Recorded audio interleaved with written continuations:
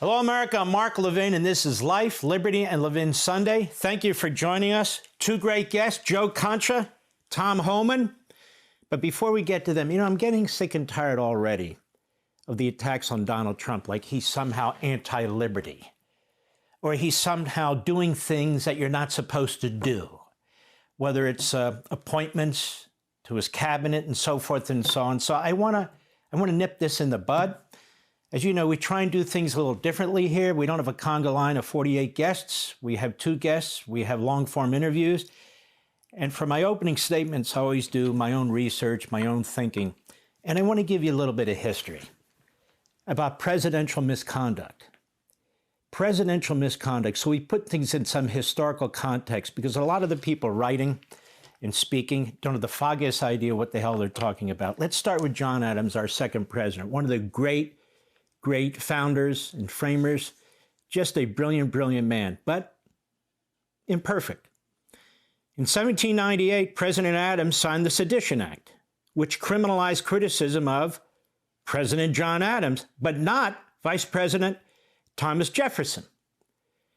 It said in part, if any person shall unlawfully combine or conspire together with intent to oppose any measure or measures of the government of the United States, shall be punished by a fine not exceeding $5,000, which was a ton of money back then, and by imprisonment during a term not less than 6 months, nor exceeding 5 years.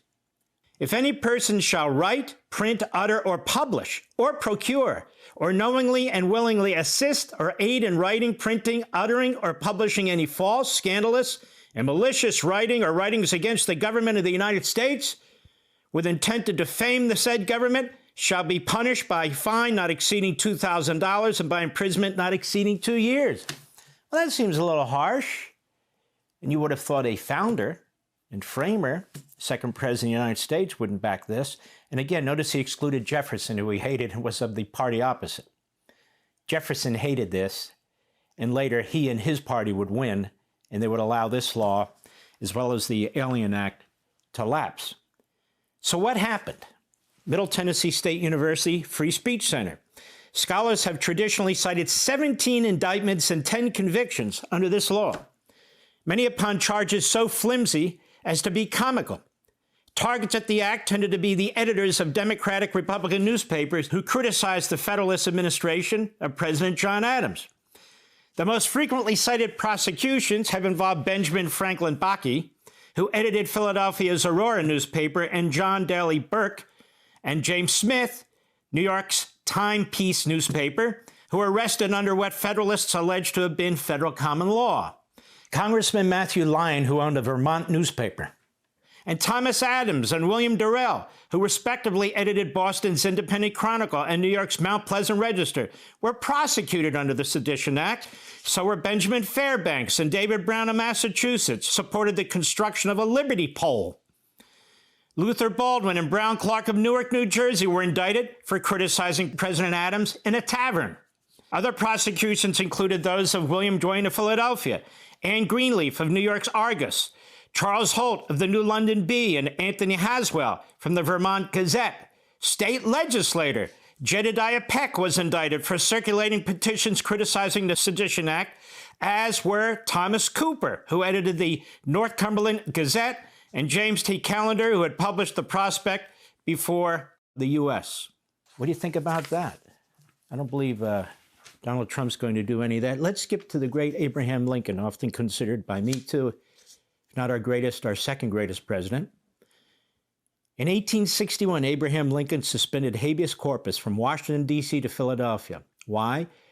Because the Army was not set around Washington, D.C., there were rebels who were threatening Washington, D.C. Congress was out of session, and the president said, well, I got to do something about this, so I'll send the army that I have to start to arrest these people and throw them in prison. Well, wait a minute, you actually have to charge them with something. He said, well, I'm not. I'm going to suspend habeas corpus from Washington, D.C. to New York. He then expanded it beyond that. In 1862, expanded it to cover the entire nation. And he did so in defiance of a federal appellate court that ruled that he couldn't. And the judge that ruled, ironically enough, was Taney, the one who ruled in Dred Scott that helped cause the Civil War in the first place. Only Congress under our Constitution has the power to suspend habeas corpus.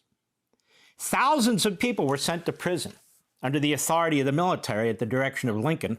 Thousands, including 1/3 of the Maryland State Assembly and political opponents. In fact, he had a member of Congress who was sort of a peacenik. He had him deported to the South, just so you know. Some 300 newspapers were closed or suspended temporarily, either at Lincoln's direction or in the actions of his subordinates, like the Secretary of War, but also including Union generals. Some of the newspapers were in the North and criticized Lincoln's handling of the war or urged him to sue for peace. Wow. I don't think Donald Trump would do anything like that, do you? Let's take World War I. Let's jump ahead. The country was deeply divided. Well, Woodrow Wilson was itching to get into that war, and we did. So what did he do? One of the worst presidents in American history, another Democrat. In 1917 and 1918, respectively, Woodrow Wilson signed the Espionage and Sedition Acts. That's the Espionage Act they've been trying to use against Donald Trump, by the way, which would come to be known as the most egregious assaults on free speech in our history. Again, thousands were arrested and prosecuted, mostly political opponents, mostly people just exercising their speech. And some were sentenced to many years in prison. Some were sentenced to up to 20 years in prison. In June 1918, near the end of World War I, the Socialist Party of America's presidential candidate, Eugene Debs, delivered a fairly carefully worded speech because he was aware of this Espionage Act and so forth. But it was a scathing anti-war speech in Canton, Ohio. So what happened? He was arrested. He's running for president. He's a socialist. He's criticizing Wilson. He's arrested. He's charged with 10 counts of sedition. He was eventually found guilty of incitement and obstruction. He was sentenced to 10 years in prison, where he ran for president and received about 1 million votes. His sentence was commuted in 1921 by the new Republican president, Warren Harding. Wilson also instituted the most extensive censorship regime of any president, monitoring newspapers, planting pro-government stories, threatening critics, and so forth and so on. That Espionage Act, as I said, lives to this day. Who else? I'm just picking and choosing. There's many others. Franklin Roosevelt. Oh, the great Franklin Roosevelt? Oh, you don't understand. No, Franklin Roosevelt, among the worst. FDR, as David Burnham pointed out in his book, A Law Unto Itself, in which I wrote about it on Freedom of the Press, FDR, confidential government documents prove that Roosevelt and the officials around him did not hesitate to mobilize the IRS. And I'm quoting, in efforts to destroy the careers of individuals they decided were enemies. FDR ordered the Treasury Department and the IRS to destroy former Republican Secretary of the Treasury, Andrew Mellon. They developed phony criminal tax charges, even though they knew he was innocent. Morgenthau, his Treasury Secretary, said to Roosevelt, he's an innocent man. Roosevelt said, I don't care. And they sought to put him in prison. And Mellon was harassed for a decade. He was harassed for years. And he wasn't the only one. FDR ordered the IRS to go after newspaper publishers like William Randolph Hearst and Frank Gannett, who began to oppose his New Deal. And he especially targeted Moses Annenberg and tried to put his paper in Philadelphia, the Philadelphia Inquirer, out of business. So he went after newspapers that disagreed with his policies. He went after newspapers that were owned by Republicans. But he also went after political opponents. He unleashed the IRS against Louisiana Governor, former Senator Hugo Long, who he considered a serious potential primary opponent. They were going to actually put him in prison, but he was assassinated before they could. And Roosevelt targeted many, many political opponents, citizens, businesses, and so forth through this IRS, through the Internal Revenue Service. But there's more. And by the way, Donald Trump has never done that either, and never would. John Kennedy's IRS provided him with tax information about individuals, companies, and groups that he was interested in. He wanted to know about Getty, so they got his tax returns, other people that opposed him or just out of interest, certain people in Hollywood. It initiated an audit program, the IRS, under Kennedy, aimed at conservative groups. They called it the Ideological Organizations Audit Program. So he went after conservative opponents and conservative groups through the tax investigation and audit process. He used the FBI to track virtually every move of, you may have heard of this gentleman, Martin Luther King Jr. They tapped into his phones and they bugged his house. The FBI actually went into King's house and placed bugs. And they monitored him. And it even got worse under LBJ. And by the way, I'm doing this quickly. I mean, Kennedy's got a lot worse than this.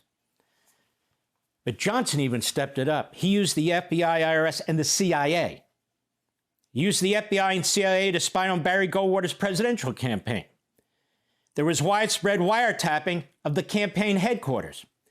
In fact, they uncovered that one of Barry Goldwater's staffers was gay, which Goldwater knew. And they were threatening to use that. And Goldwater wondered, how the hell did they know that? But he called a senior person in the Johnson campaign and said, do not destroy this man's life. Do not destroy this man's life. But they threatened to do it. Ultimately, they didn't. Johnson was so paranoid about the Kennedys that he had the FBI send a team of men to the 1964 Democratic Convention in Atlantic City. He was wary of Robert Kennedy. And then Attorney General Robert Kennedy was unaware of it. So he directly had the FBI monitor, send men to his own convention, his own nominating convention. They tapped Martin Luther King's hotel room. They bugged it. They bugged the rooms of other civil rights leaders attending the convention too. And that information went to Johnson. He wanted to know all about it. In fact, in 1968, after Hubert Humphrey received the nomination for president, LBJ had the FBI tap his phones because Johnson wanted to know if Humphrey was loyal to him, including regarding the Vietnam War. He also had critics of the Vietnam War surveilled using the FBI, the IRS, the CIA, and other federal agencies. Did you know any of this? Probably not. Now you do. What about Barack Obama? Oh, not Barack. The Hill newspaper, I write about this in Unfreedom of the Press.